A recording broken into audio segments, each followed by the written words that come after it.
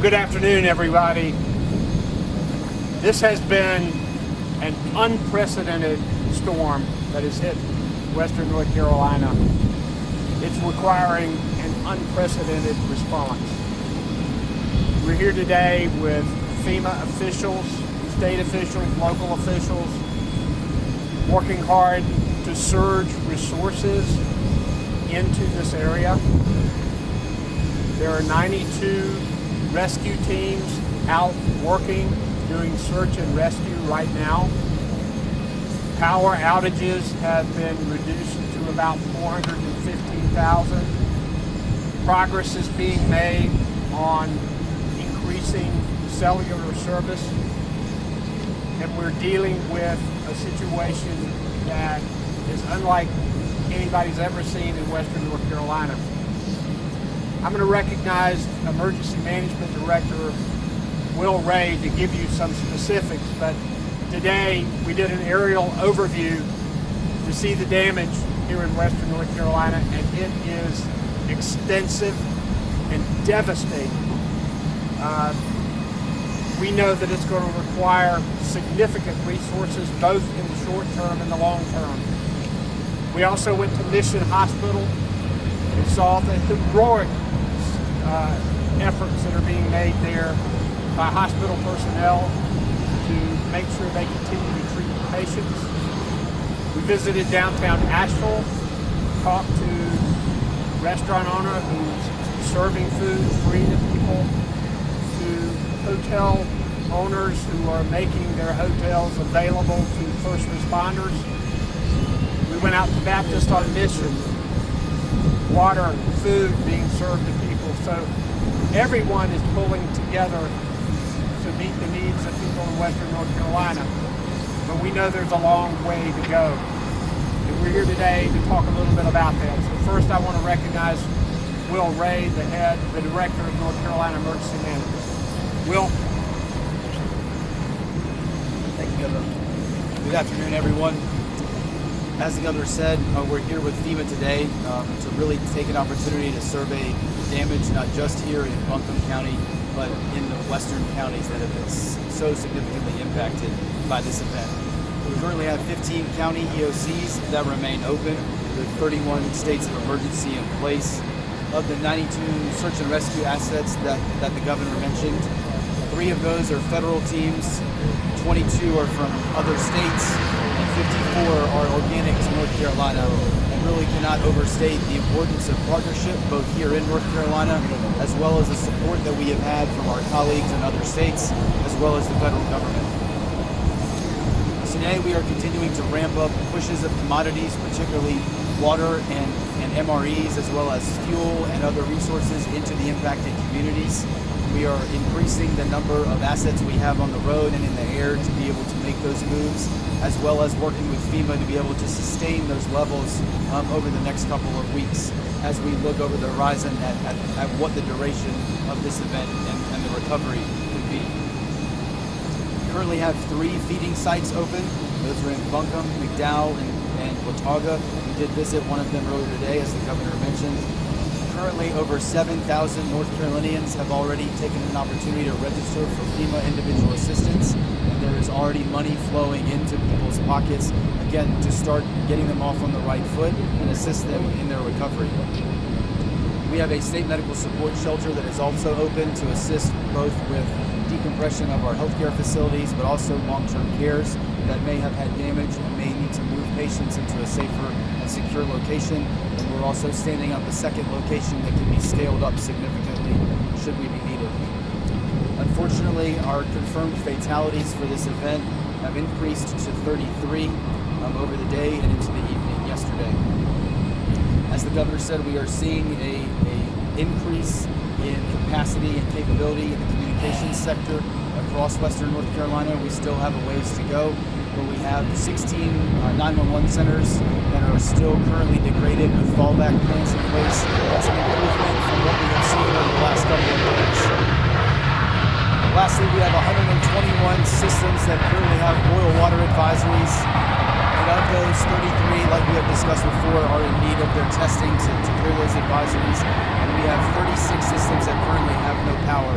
We're working with our federal partners as well as our partners here at the state on getting the right resources in to be able to bring these critical water systems back online. Lastly, I would just say thank you again to the county, the city, mission, all the partners here in this jurisdiction that are doing such incredible work to care for the needs of this community and of Western North Carolina. Thank you, Governor. We've been grateful to have the FEMA administrator with us all day, and she's going to be here for a while. She's gotten to see firsthand what's happening here in North Carolina and has gotten to hear some needs directly from people. So FEMA Administrator Deanne Criswell. Administrator. Thank you, Governor. Good afternoon, everybody. First, I just wanted to start by saying on behalf of the Biden-Harris administration, our deepest sympathies go out to those who have lost loved ones, those who have incurred damages as a result of this storm, and at the President's direction, we are going to be here as long as it takes to finish this response and continue through the recovery. As you heard this from the Governor, this is a historic storm with catastrophic impacts across many communities. But I want the people of North Carolina to know that we have the resources here in North Carolina to help with this response, to begin the recovery. We will continue to send additional resources in. So far, we have over 1,200 personnel from across the federal family supporting the response efforts. That includes things like our search and rescue teams, our medical teams from Health and Human Services, the Army Corps of Engineers that are doing assessments of water systems and power infrastructure. And we have our incident management assistance teams that are embedded at the State Emergency Operations Center, as well as in the county or the local communities, so we can have seamless communication with those on the ground in the impacted areas, as well as with the state, so we can move those resources as quickly as possible. I was able to see some of the devastation today while I was with the Governor, and we're already starting to think ahead about the resources that might be needed as the recovery is going to continue, or even to provide some rest and relief for the responders that have been working so hard day in and day out since this storm passed. We're going to be bringing in additional DoD medical teams to help support some of the long-term sustainable needs to run some of the medical facilities. We'll continue to bring in additional search and rescue resources as needed.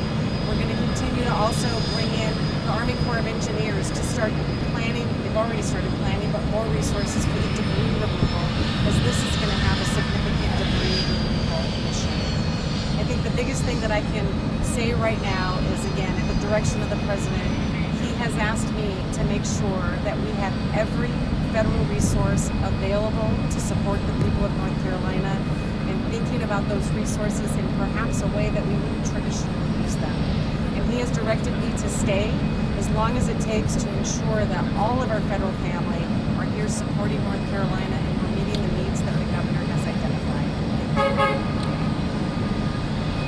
Thank you, Administrator. Our North Carolina National Guard has played a significant role both in search and rescue and in the delivery of commodities. I'm going to recognize the Adjutant General of the North Carolina National Guard, Major General Todd Hunt. Thank you, Governor. And first of all, I want to thank the National Guardsmen for their dedication and service for the state of North Carolina. I'd also like to thank the Asheville Airport for being our partner in helping distribute commodities through our airlift, which you see behind me. Right now, the National Guard, we have over almost 800 people on duty for this specific event. We are publishing our primary responsibility and our primary focus right now is still search and rescue or recovery, and then a relocation, followed by commodities. This morning we brought in 100,000 pounds of water and commodities on a C-17. We've also done 100,000 pounds through our helicopter lifts that we have. We continue to service the area. We've hit 8 counties within the region already with commodities. We're going to continue to push soldiers into the region to help the citizens of the Western North Carolina. Thank you, Governor. One of the major issues we have is ingress and egress and making sure that we clear roads. We still have some communities that are cut off. Our North Carolina Department of Transportation has been working hard to clear roads and to get roads back open. call on our Secretary of Transportation, Joey Hopkins. Thank you, Governor. Good afternoon, everyone. First of all, our hearts go out to everyone here in Western North Carolina. We have employees that are directly impacted by this, as well as everybody else that has friends and families. We have at this time over 300 roads closed due to damage, landslides, rock slides, fallen trees, mud on the road. Some roads are breached, some bridges are gone. Right now, I-40 in the western part of the state is probably the worst damage we have. There's about a 4-mile section where we lost eastbound 40. We are hopeful that we can open 40 on the east side of Asheville in the coming days. Right now that is open, but it's only open to people responding to the storm. It's not open to the public at this time. The damage is severe, and we're continuing to tell folks, if you don't have a reason to be in North Carolina, do not travel on the roads of Western North Carolina. We do not want you here if you don't live here and you're not helping with the storm. So that'll continue to be our message pushing forward in the coming days. If you've been on the map apps, they are also sending that same message out, so we'll continue saying that. This is an all hands on deck type of event. We have over 1,600 employees working now. We have over 73 contract crews helping us also, and that number is growing every day. We have crews coming from other states. Tomorrow, Florida is sending crews up here to help us, and they're also bringing some assets like temporary bridges to help us make temporary repairs. So we're doing that. And I do want to say again that many of our crews that are working, they have not been home. They do not know what their own damage is. And due to communication issues, they have not been able to find out from their own families how they're doing. So I'm very thankful and grateful for their dedication as public servants in the state of North Carolina, and my hearts and thoughts and prayers go out to them too. In an effort to help, we've also secured a location for housing for our employees, because some of the hotels either don't have power or water, or the ones that do don't have rooms. So that'll be set up in the next day or so for about 250 people, and we're working on that. And I also want to echo what the governor and others have said. I want to thank our many partners that, along with our staff, that help to alert people, that help to respond to storms and downed trees. That goes from the North Carolina National Guard to the State Highway Patrol, local law enforcement, first responders, and even private citizens are helping clear trees. We learned today that Mission Hospital has also helped to clear trees from roads so their employees can get to the hospital to help serve the critical care needs of our people in Western North Carolina. And lastly, I want to thank our federal partners in FEMA and FHWA. You can see FEMA boots on the ground here, and we're grateful for that and grateful for their assistance. I've been in contact with our FHWA Division Administrator and also the acting FHWA Administrator too, and I'm grateful for their help. This is one of the most catastrophic events we've ever seen in North Carolina, and I just ask for your patience as we continue to try to solve the transportation issues here in North Carolina. Thank you. We're also concerned about our healthcare facilities, our hospitals, our nursing homes. We have with us today Secretary of the Department of Health and Human Services, Cody Kinsley. Thank you, Governor. As Governor Cooper said, we have been focused at the Department of Health and Human Services on ensuring the stability of our healthcare system here in the region. We have 22 acute care hospitals in Western North Carolina. As of last night, all had their power restored back onto the grid. All of them had generator power during the storm, so we're able to continue operations and supporting their communities. We've been in direct, near hourly contact with those facilities to support a number of resource requests. And with support from the North Carolina National Air Guard and emergency management, we've been able to get food, water, fuel, and other supplies to those healthcare facilities to make sure that they stay operating. Today, we went to Mission Hospital to see firsthand the heroic efforts of the individuals at that hospital, over 1,000 staff that have been sleeping there every day to ensure they can continue operations in supporting their community. We continue to work to bring them resources. They had their power back on Saturday night, and we're all focused, working very hard to restore water resources in that community, but meanwhile bringing in temporary solutions to support water there. We're also very focused on our long-term care community and facilities, skilled nursing homes, adult care homes, and we're proactively working with our insurers to identify individuals that are at home on oxygen and other medical supplies to make sure we can proactively reach out to them, support emergency management, to bring resources to them. We've activated our patient transfer system so that hospitals all across the state are stepping up to bring individuals in need of critical care out of hospitals in Western North Carolina if they can't get the care immediately. Our entire department has rallied every resource to make the difference.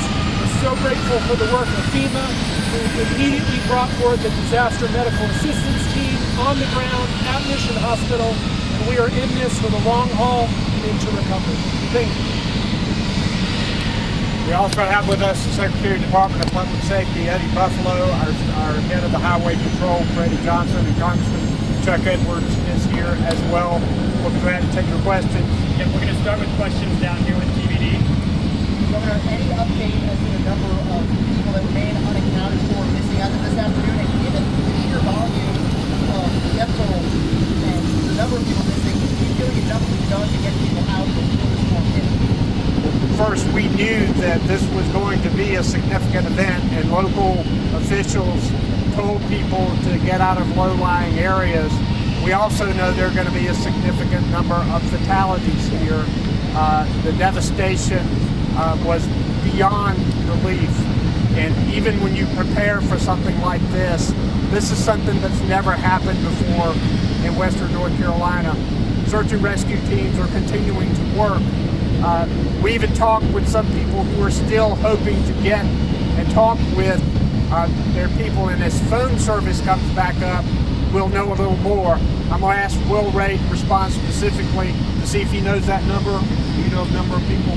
Okay, we don't know the number that has been requested, but we ask people to call 211 if they're trying to get a hold of somebody. Don't call 911 right now on that kind of issue. Next question, WLOS.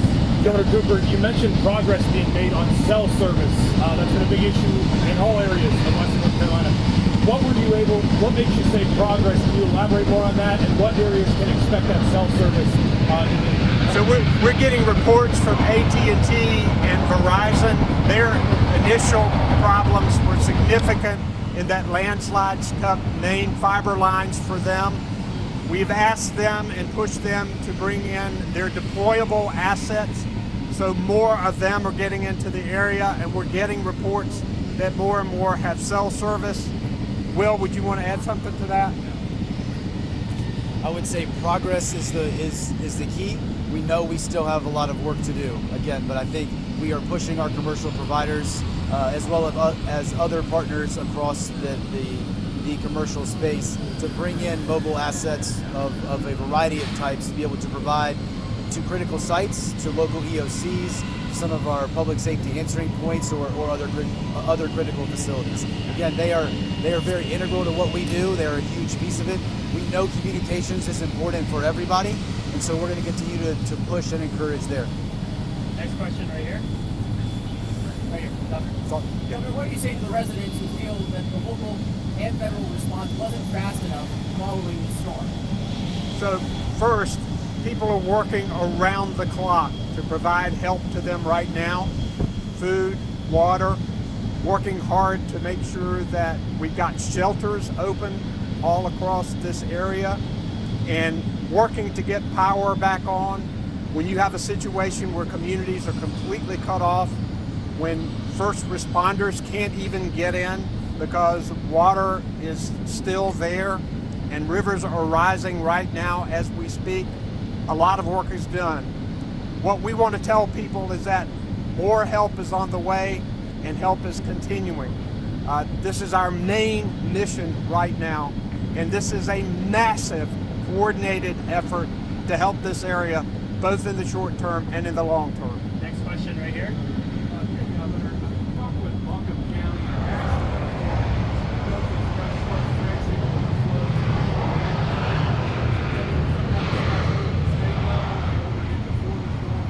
Yeah, I'm going to let Director Ray answer that issue. So I think as we think about the size and scale of event, That's why we have taken the approach that we have, especially for distribution of water and food. So where we are able to get ground routes in reliably and safely, we are using those routes. There's, as Secretary Hopkins mentioned, there is a ground route in through on I-40. There is a ground route in via I-26. We know there are many areas of the western part of the state that still have major access challenges, which is why we've put in place the operation you see here of moving, using aircraft to move commodities into those impacted areas. Right now, we are trying to surge as much of the commodities into the entire impacted region. Yesterday, as an example, either via ground or by air, 30 counties had commodities delivered to them yesterday. We know that we're not going to be able to meet right now out of the gate the universal need that everyone has. That's why we are surging up both our distribution. So we're putting additional drivers on to be able to get more trucks on the road, to get commodities in faster. We're continuing to increase the number of aircraft that are operating, and we're working with our partners in FEMA to increase the amount of commodities that we're getting pushed from them every day. Currently, we're on a cycle now of 40 trailers a day of food and water, in addition to what we're procuring on the open market or have in our warehouses that we are working to distribute into the entire impacted area across North Carolina. Next question, Spectrum. We only got time for one question per island. Spectrum.